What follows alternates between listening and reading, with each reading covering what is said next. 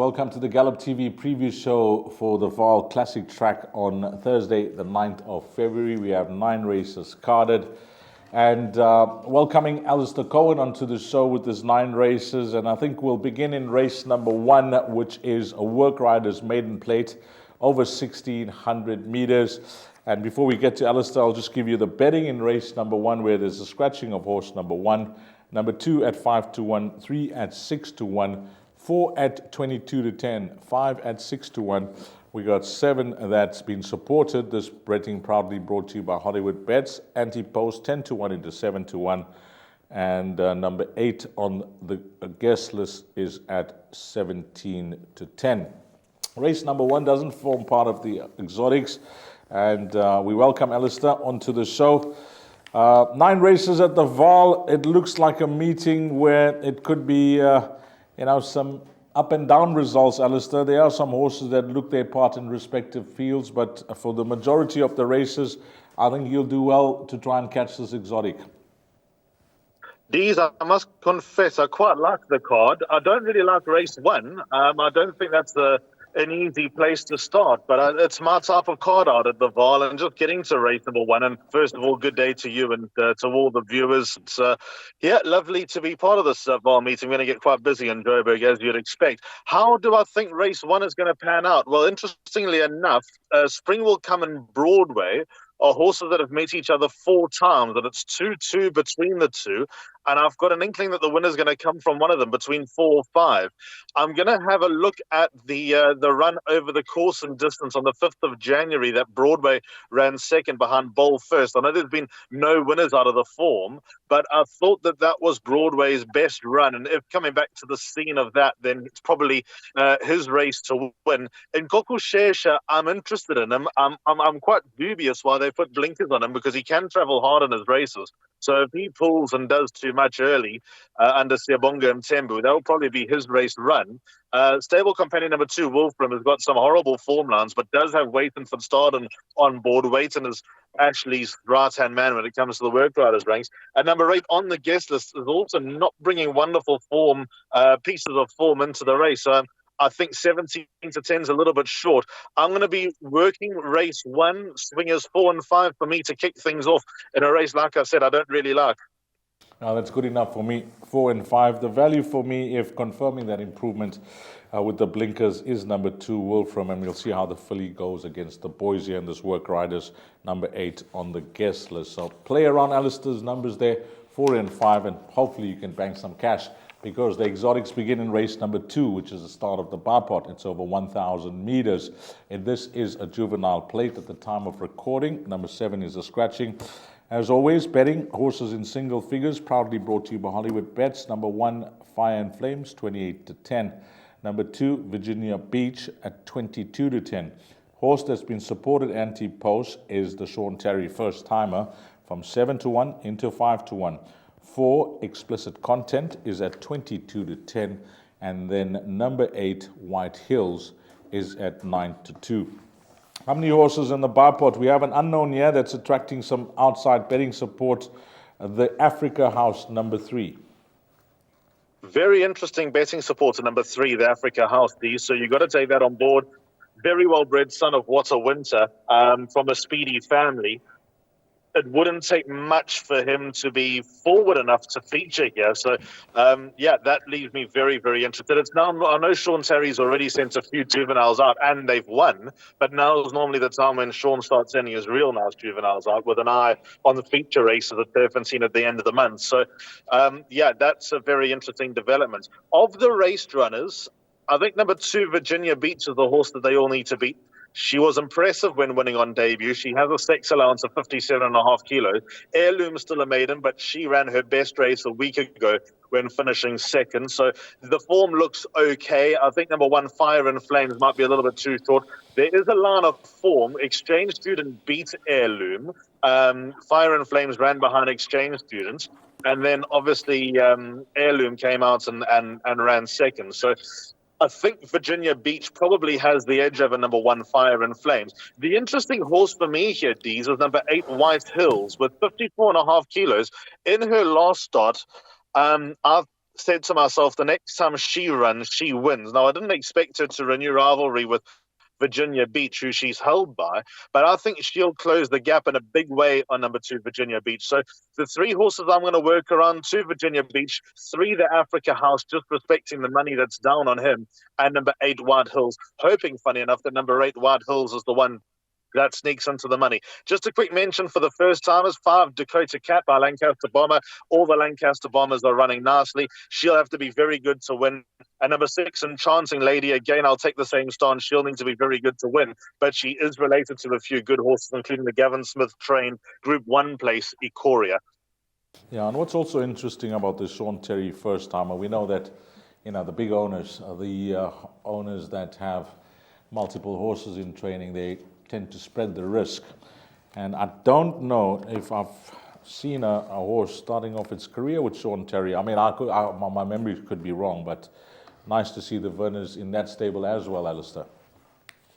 Yeah, Litigation is obviously a Sean Terry horse owned by the Werners, but I think that's it. I don't think there are many others with Sean from Werners. There might be something else back a couple of years ago that would be escaping me. I know that Lawrence Werner's, Jared and Tessa Werner's have spread their net. The majority of the horses are obviously with Janse van Vuren. But yeah, there are a lot of Joburg trainers who are currently getting supported by them. And big hitters, good people, nothing wrong with that at all. Race number 3, starting off the place accumulator, is over 1,000 meters. It is a maiden plate, and you need to get your bets on by 13:10. Time of recording: number 1, Iron Sky, at 33 to 10. And then we have number 6, which is Brosnan, at 12 to 10. 7, You're My Sunshine, at 8 to 1. There is some good money here for number 8, Camerata. That's shorted in from 9 to 2 into 3 to 1. That's Hollywoodbets. And then it is double figures the balance. Is the right horse at the top of betting boards, Larina and Van Vuren, with horse number 6, Brosnan? Yeah, Dees, I think so. I think he'll take all the beating. What is interesting is that there is a forecast for rain sort of for 24 hours leading up to this meeting. And Johan Janse van Vuren has accepted Brosnan to run on Sunday at Turfentine as well. So that says to me that Johan's expecting this horse to run well, whether it's on Thursday, whether it's on Sunday. He doesn't want to take any chances. The horse must be ready to go. But then if there is any rain that does fall, then Camerata's draw is made even better. But in the cold light today, number 6, Brosnan, should win. On paper, his biggest danger looks to be number 1, Iron Sky, and there was a length between them in the run to Vaal Park. Even on debut, where Iron Sky finished in front of Brosnan, I think Brosnan's now improved past number 1, Iron Sky. So from a place accumulator and bar pot perspective, I think number 6, Brosnan, is going to be hard to miss from the first 2. The big improver here is number 7, You're My Sunshine. Interesting that he's dropping in distance. I thought that he stayed on nicely, so dropping to 1,000 meters is a bit puzzling. But with that said, I think there could be some improvement to come from number 7, You're My Sunshine. Definite quartet inclusion. But as far as the exotics go that are opened by race 3, I think Brosnan very hard to miss. I agree with Alistair on that. I'll just keep an eye on number 9, Absolute Pleasure, who has been quite fancied when racing down in Cape Town, and even Gqeberha. I think one that if there's any betting support, maybe one for quartets and trifectas. But Cametra is the money horse, but the 12 to 10 shot share horse number 6, good enough for the bar pot and the PA. The big one is the Pick 6, race number 4. It's over 1,450 meters. Number 1, 7 to 2. 2, Keep the Fort, is at 15 to 10. Then we move along to number 8, African Azure, at 33 to 10. By the way, number 3, Memorial Day, is a 4 to 1 shot. I missed that. And it is double figures the balance. Now, this race, I just want to touch on something, because Memorial Day, whilst she's had many chances, you get these big name jocks, and you find this all around the country, where they seem to get on at the right time for smaller trainers. When I say smaller, I mean smaller in numbers. And Gavin shares a very healthy strike rate for Stephen Moffat. It's clear to see in whatever form guide you're using if they have the stats, because he's had 15 rides for 6 wins and 7 places. And he sticks with this filly Memorial Day, who keeps me very, very interested here, Alistair. I know that she's had a fair share of chances, but I like the fact that Gavin's going for her again. Yeah, and that stat that you've given us just for the last 12 months. I think if you go back in the years between Stephen Moffat and Gavin Larena, they'll have a very appealing strike rate. I don't particularly like number 3, Memorial Day. She's held by number 1, Green Bubbles, and I'm sure this comes straight from Gavin Larena, dropping in distance from a 1700. Now I know that run over 1700 last time 4 weeks ago wasn't a strong maiden, but there have been 2 winners coming out of that form. But she gives me the impression that she wants 2,000 meters. I know she's gone very close over this course and distance before. That was probably her best run to Eastern World, who's done nothing since. But I think that she's looking for further. But I'll take Gavin Larena's word for it. The suggested bet for me is a place accumulator, and I've gone on with the Lucky Hudolakis ASSM Racing Syndicate pair to keep the fort and 8 African Azure. Which one wins? I'm not sure. Number 2, Keep the Fort, ran a very good race last time. She gave the red-hot favourite, Mighty Goddess, a real fright. This is probably a happy medium for her distance-wise. Raymond Danielson's still on board. He has a habit of bringing home a winner a meeting. So number 2, Keep the Fort, warrants a lot of respect. And then number 8, African Azure, I think has got a lot of improvement to come. She broke through the stalls on debut, and as we know, they generally don't come back. She still ran nicely to Celtic Rumours, who followed up and ran a good place. There were all sorts of excuses for number 8, African Azure, first time out. She's got a lot of improvement to come. If you put me in a corner, ask me which one, I'd probably go with number 8, African Azure. I think Lucky Hudolakis wins race 4, but both of them are in my place accumulator. Very big on the Hudolakis yards being a strong coupling. I say coupling, well, that no more, but he's got 2 horses here. Maybe include both if you're playing the pick 6. If you're looking for a joker in the pack, my vote goes to number 3, Memorial Day. But Alistair, 3 and 8, race number 4. And hopefully that helps you narrow down your perm if you are playing a pick 6. Race number 5 is over 1,450 meters, and this is a classified stakes. Number 1, In Cahoots, 9-2. Number 3, Admiralty Arch at 33-10, along with number 4, Iron Tail at 33-10. 4, Prairie Falcon is at 7-1.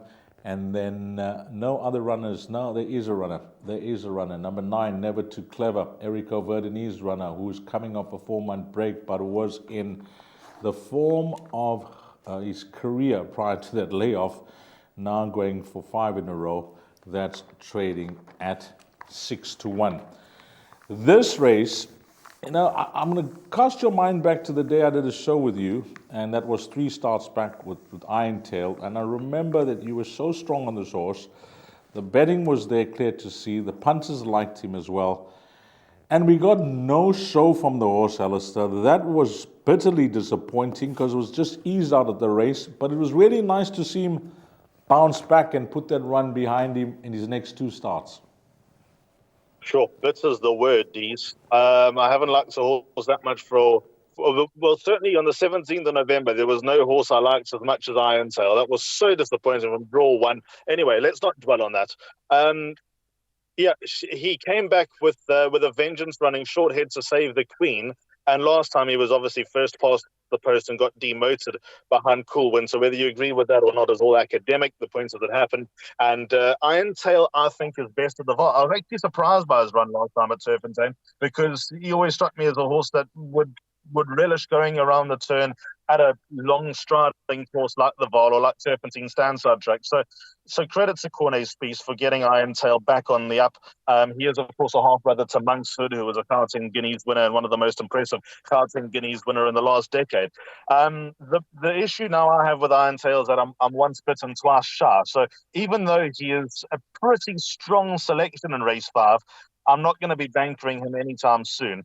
3, Admiralty Arch is weighted to go very close with Iron Tail. If you go back to a run on the 6th of September, and I know that's 6 months ago, and Admiralty Arch has held form and Iron Tail's done anything but that. But Admiralty Arch comes in 2 kilos better off for a short head beating. We're going to take that form at face value. Then number 3, Admiralty Arch, should have the measure of number 4, Iron Tail.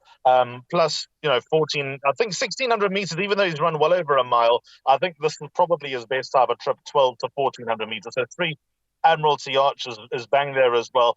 And I wouldn't even consider this horse a lunatic selection. I think number 8, The Chosen One, is going to run a big race. Nathan Klink takes the ride for an informed Alec Laird stable. He ran to Jimmy Don in his penultimate start. Jimmy Don went on and won the Secretariat Stakes. Second horse, Toffus, absolutely doddled up subsequently. And last time, I don't think the tactics were right going over a mile when going off to the front and fading, but not fading out of sight behind Zusen.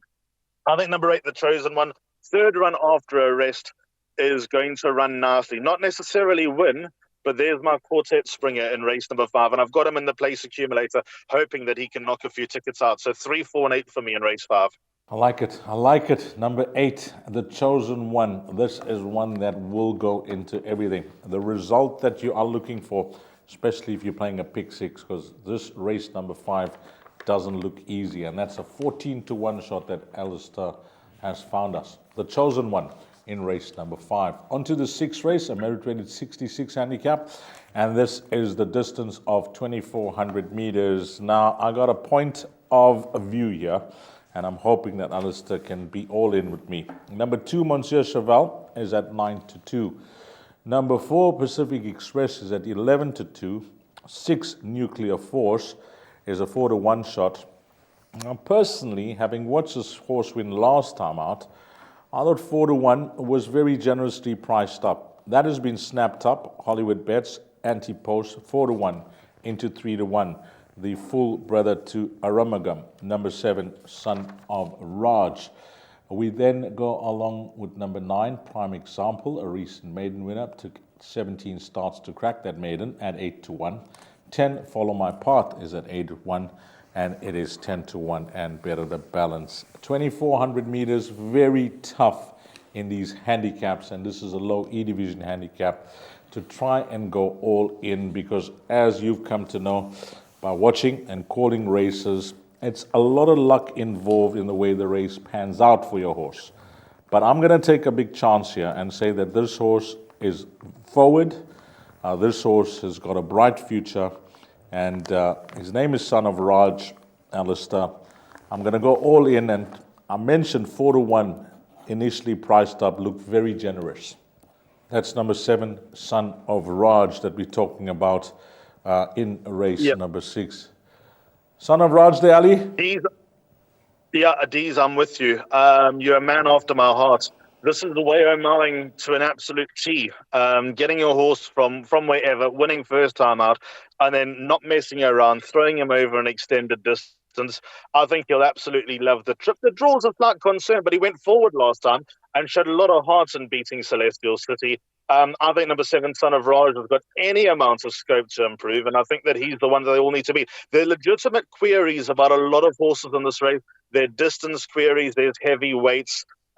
There's horses that have just lost their way of late, horses coming out of a maiden. So I think number 7, Son of Raj, just with the potential improvement that he's got to come, is definitely my top choice. I've backed him up just in case he doesn't go the distance, and I expect he does. I've backed him up with number 6, Nuclear Force. Gavin Larena gets the ride. His only run over this distance was a workmanlike win over Main Mission.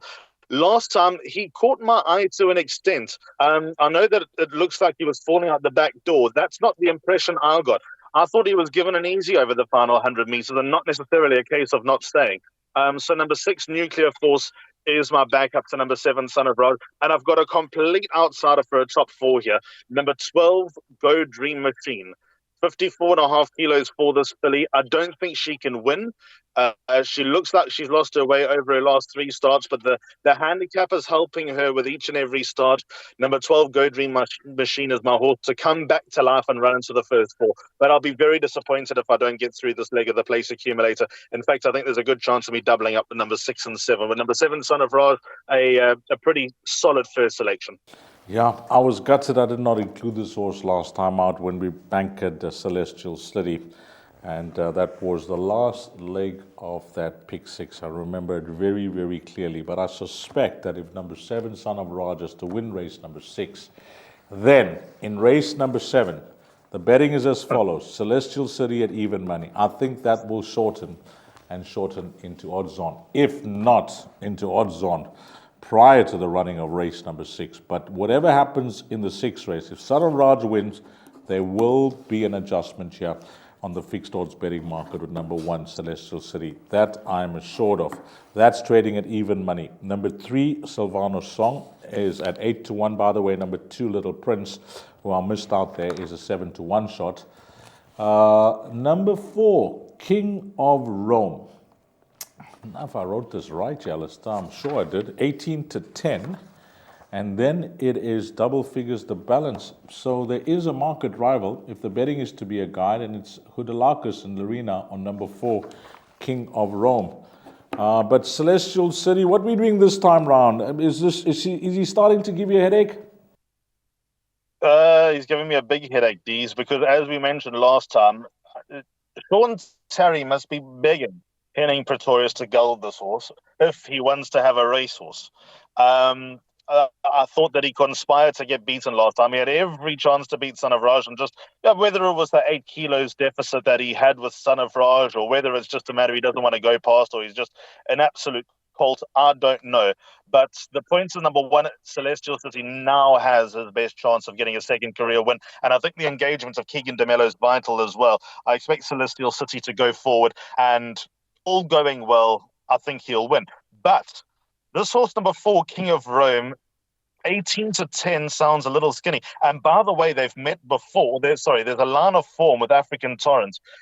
King of Rome ran ahead to African Torrent, and Celestial City ran 3/4 of a length to African Torrent. Now, whether you can take those two, not exactly comparing apples with apples from different days, but the point is African Torrent's the key horse here.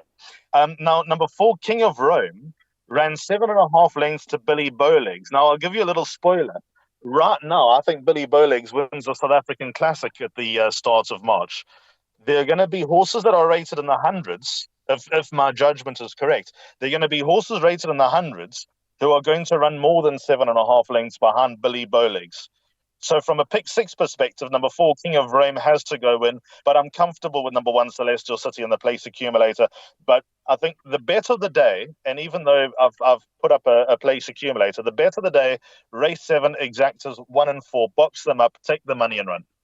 Yeah, and I just double-checked the betting that I've taken down. Some often scribbling in my book. But it is 18-10, and number 4, King of Rome. I can confirm that. So numbers 1 and 4, if you are not in the camp of Celestial City and you said last time out, disappointed he can win next time out, it's not going to affect my pocket, I'm going to go against him, then the horse to go with number 4, King of Rome. And Alistair could be spot on there, the exacta of the day. Race number 8 is over 1,000 meters. It's a classified stakes. And this is your last chance to play a double. And it's a closing of the first jackpot. Scratched here is horse number 3, Silver Mensa. At the time of recording, this is a wow race. When I went through it, I said, wow, this is going to be a race where you cannot be confident at all with any of your selections. Number 1, South Boy at 4-1. Number 2, Stormy Seas at 4-1. Well, after the scratching of number 3, Van Vieren, that's Johan, still got a strong hand with these 3 runners. He got number 4, Insatiable, the filly, and number 5, Siberian Steel, and of course number 1. Number 6, Pendemzala. Yeah, I just looked up this horse and I said, pick 6, not leaving this house. Know that he hasn't won for some time, but when you have a look at these horses when they were at their best, no horse has achieved a higher rating than he has at an 87. Number 7, Blackburn, no, that's a double figure. Any other horses in single figures? Yes, number 11 is at 5-1. Yep, it looks like a Van Vieren race. In the days of coupling, I'm sure many would have said, I'm just going to go with Jan here and hope for the best with 3 of his runners. But on closer inspection, I'm on the fence here. Yeah, Dees, my place accumulator, I'm just hoping to survive, and I've gone 3 horses. 2 of them are trained by Johan. And then you look deeper, a horse like Pendragon, I'm disappointed to hear he was 7-1, because I thought he'd be around 10-12-1, because Pendragon has got the other Van Vieren horse, number 5, Siberian Steel, absolutely ice cold on their run on the 22nd of September. And even this horse, number 10, Primula, if 1,000 meters first or second up on the half vault is not going to catch her out. I think she's also a live chance. So, yeah, there's some horses at bigger prices that I think can run well. I hear what you're saying about number 6, Pinderim Zala, on a line through Stormy Seas, who I've got in my place accumulator. Pinderim Zala's also got Stormy Seas held. There was a length and a quarter between them over this course and distance on the 11th of August, and now there's 4 kilos in it. And Stormy Seas are drawn far on the inside. Pinderim Zala is not much better.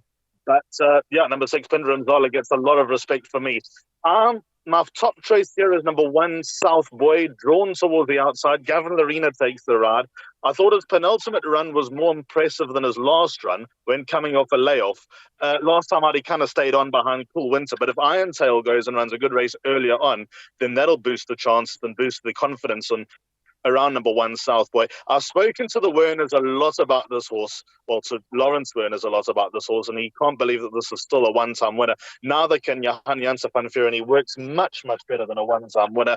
And here we are, 620 days since his maiden win when beating Quantum King, and he's still a one-time winner, but he's been sparingly raced. I think they've had a few issues, but the fact that he's had 3 runs in quick succession suggests that all is in order. Plus, blinkers seem to have yielded an extra edge to number 1, Southway, but he's certainly not one to follow off a cliff.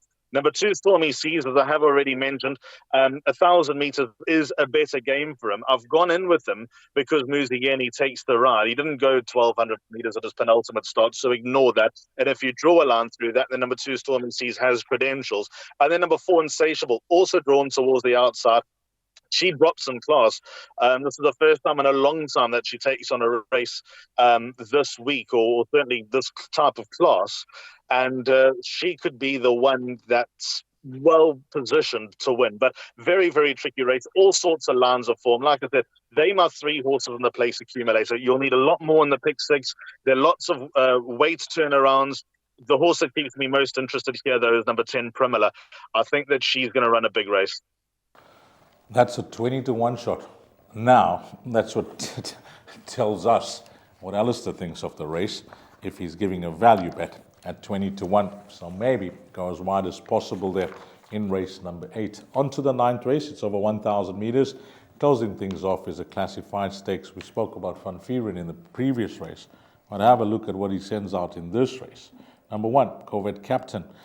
Number 2, Civil Princess. He even's got number 5, Corvette Operator, and he's got number 7, Rose Velvet. But I'll give you the horses in single figures. We have a very strong favorite in this race. If the betting is to be a guide, and these guys, they usually spot on, especially when they're pricing up horses closer to even money. A horse that's just a recent maiden winner. They got this Argentinian import that Alistair mentioned that he was quite bullish on when this horse debuted, because this was told to him some time back. Number 2, Civil Princess, 12-10. Number 4, Captain Dizzy, is at 9-2. 5, Covert Operator, is an 8-1 shot. And then 10 is the Cox Runner. Just looking at the weight here, 54.5. That's what caught my eye and it startled me because I didn't see that. 54.5 to the Cock Runner. And then it is double figures, the balance. Yeah, first time out, we had a lengthy chat about this filly, and the support was there. And you mentioned that you did hear about her, number 2, Civil Princess. When you watched that run of hers first time out, while she was entitled to be a bit stubborn, etc., I just thought that she showed natural ability as a racehorse, the way she jumped out in that field, raced up handy, cruising, and she was just, asked to get the job done by Keegan, and she did it effortlessly. What you made of that win? Dees, I just thought it was as smooth as anything. Very encouraging win. And I think that they've probably found the right spot for her to follow up. We all know that classified stakes favours fillies, and she comes out best weighted. She just made the threshold, by the way, to get into this race. Had the handicapper been a little bit more ruthless, she would have had to start somewhere else. The bottom line is, Dees, if Civil Princess is going to be a racehorse like they think she's going to be, then she ought to win this race. Funny enough, I haven't banked her in the place accumulator. I'm taking the stance of being greedy here and wanting to come through a few times. I think number 2, Civil Princess, is the horse they need to beat. I think she'll win. She has to give weight away, but for the expectations they have for her, then she needs to be head and shoulders above this lot. My backup comes from stable companion number 5, COVID Operator. I love the way that she fought hard to beat Stormy Seas last time. Gavin Larena takes the ride. The draw on the inside, if there is rain, is a big concern. I might decide to take number 5, COVID Operator, out of my place accumulator come the start of the PA. But if it does seem dry, then I'll keep number 5, COVID Operator in, because I think a fast running track will help. And then number 9, Letitia's Angel. That's my horse to chase Civil Princess home. She's back to 1,000 meters. I think that's key. The last time she went 1,000 meters was her worst run over this trip. But overall, her record is 5 starts, 2 wins, and 2 places over 1,000. She's got a lot of pace. She's also drawn towards the inside, but she at least can work over towards the middle outside. And I think that's going to help Letitia's Angel run well. Ratings come down a pound as well. She's nicely weighted being a filly in this race. So I think that she's good value to run into the first 3. 2, 5, and 9 for me. I've bracketed number 5, Covered Operator. I must eliminate him come race time. I hope that isn't the death knell. I hope I don't fall short with Covered Operator running into the first 3 and the other 2 going missing. But that's the way I read race number 9. I think it's the type of race where you can make a lot of ground in the place accumulator. Well, it's all about conversations and thinking out the box, as I always do at Alistair, beside what's represented in black and white. And I hear you about this being a classified stakes and she just getting into the race. But let's not forget that Jan's got 4 runners in the race. I mean, he could have done what he wanted to do at the time of declarations with those 4 runners. And he's decided to keep the balance, the 3 of his runners against this filly. For me, that speaks volumes. Yeah, it's an interesting tactic. Look, I've got a funny feeling. Number 1, Corvette, and I don't know anything, but I'm not sure Corvette Captain's going to run. Drawn on the extreme outside. I think that might come out to give Civil Princess an extra lane closer to the outside rail. That's the way I read it. But yeah, very brave. Number 7, Rose Velvet, also from the yard. She's not a bad little filly. She's a real trier, but I think Johan's taking the stance with Rose Velvet. She needs to get going. She's off 154 days. She's well enough to take the run, and she screams next time to me. So, yeah, that's how I read the other 2 horses that I haven't gone in with. And also, just to mention about number 4, Captain Dizzy, he's been punted to the exclusion of the others. The twice he's been carded to run, and then he's been scratched twice. So, Vaal and Boertjes must be going absolutely wild with number 4, Captain Dizzy. He's probably just hoping that he gets into the starting stalls and races, and I suppose the result would just the fact that he gets into the stalls would be the win of the day for number 4, Captain Dizzy, and he can take it from there. But just watch the market, because all I ever hear is Captain Dizzy, Captain Dizzy, Captain Dizzy. So let's see if he actually gets to the race this time around. Yeah, in closing, I think the way I read the race is that whilst, the stable wants to win, they want to win for their owners. But if you got a horse with a little reputation, as you saw first time out, I'd hate to see her colours lowered by a stable companion rather than anything else in the race. And I think that's the key for me, where Van Vieren is running this horse. Race number 9, number 2, Silver Princess. Okay, Alistair, that's a wrap of the show, but you've given an exotic. What exotic have you given? It's the place accumulator, which starts in race number 3 at 1:10 on this 9-race card. So don't miss the boat. And I've gone barely light on a couple of legs, but then I've opened up as we go along. So the first leg, number 6, Brosnan, that's a banker for me. About 2 and 8 on the second leg, Lucky Hudalakis pair, keep the fort in Africa as well. I'm very confident that the winner will come from one of those. Race 5, I've gone in with 3 horses, 3 Admiralty Arch, 4 Iron Tail, and then my outsider, number 8, the chosen one. Really hope he can run into the first 3 and gain some ground. Bar 6 and 7 in race 6. Son of Raj, a strong first race. If 2,400 meters is not too much for him, just a 5th start. Backed up with number 6, Nuclear Force. Banker number 1, Celestial City. I'm either all there with numbers 1 and 4, Celestial City, or King of Rome. Race 8, 3 horses. Number 1, Southway, 2, Stormy Seas, and 4, Insatiable. A race I don't like. And then the final race, I've gone in with 3 horses again. I'm questioning whether that's the right thing to have done. But 2, 5, and 9 for me in the back.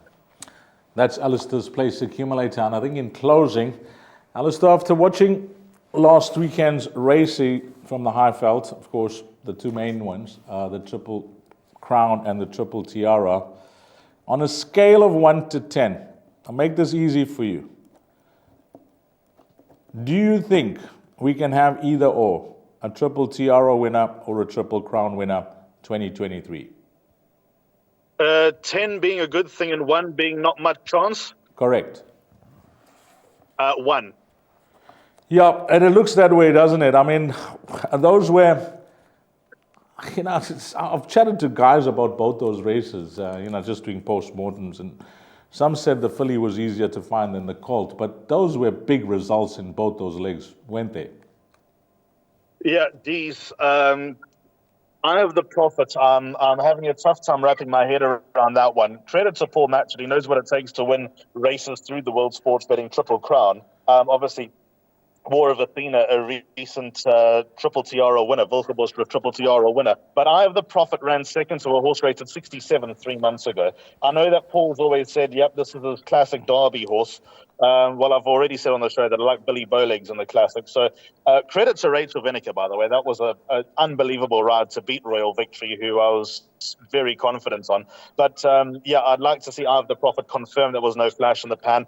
As for Lady of Power, spot on. All those pundits that are saying the filly was easier to find than the colt, I do agree with that. It was a masterful ride from Pierre Stratum. I think the second leg of the Wilgeborst of Triple Tiara, the South African Fillies Classic, of the 6 races through the series, that could probably be the race of the entire series, because I think Feather Boa will step forward over 1,800 meters, and Joey Soma thinks that Lady of Power will also be a better horse over 1,800 meters. So I think that could be the race of the campaign. But then when they go a mile and a half, I'm certainly not convinced about Lady of Power going a mile and a half. Very interesting. It's the Colts department really leaves me flummoxed. But it is what it is. The numbers are in the frame, and well done to all connections. It was certainly a good day's racing, not for the punters, but one of those days where you look back and say, well, how did all that happen? Yep, always a pleasure, Alistair. Thanks for your input for this Vaal Classic meeting on Thursday, the 9th of February. We thank Alistair for his input. Follow his place accumulator, has found some nice value in the other races as well. And on behalf of Alistair Cohen, the Gallop TV team, and myself, Dees Dynan, have a blast. Find all the winners, make a huge profit this Thursday. And until we meet again, you take care. Salani Gashle.